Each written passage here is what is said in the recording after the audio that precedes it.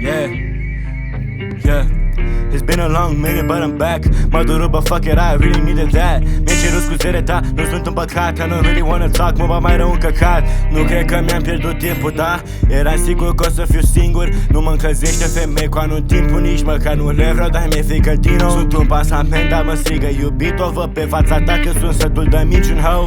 I'm tryna hold back tears, cause this shit really took me years. Nu-i chiar așa, but I can't forgive. Nu mai ești fața de care m-am îndrăgostit. Totuși, mă bucur că s-a sfârșit, yeah.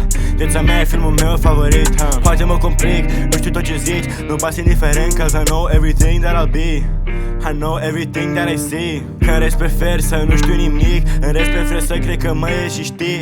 Tu să ajungi fix unde vrei să fii. I like to myself, aștept prima iubire. Nu vreau să o arăt, dar chiar vreau să știe. Nu mai vreau promisiuni, pretexte, premize. Nu e niciun premiu, nu accept nici termeni, nici condiții. Obosit zilnic, I haven't been sleeping. Citesc printre linii să caut un meaning. Înțelege-mă, shawty, how I've been through it. Years of shit that came, nu câștigi pe pune. Nici duci, dar am atâtea răni ascunse. Nu pot avea pace, fiindcă unele-s distruse. Citește-mă după priviri, nu dăm buze. Toate se comportă de parcă ar fi niște muze.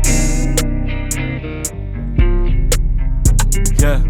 It's been a long minute, but I'm back. M-a durut, but fuck it, I really needed that. Mi-ai cerut scuzele, da, nu sunt un păcat. I don't really wanna talk, mă bat mai rău un căcat.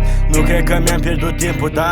Eram sigur că o să fiu singur. Nu mă încălzește femei cu anul timpul. Nici măcar nu le vreau, dar mi-e frică din nou. Sunt un pasament, dar mă strigă iubit. O văd pe fața ta că sunt sătul de minciuni, ho.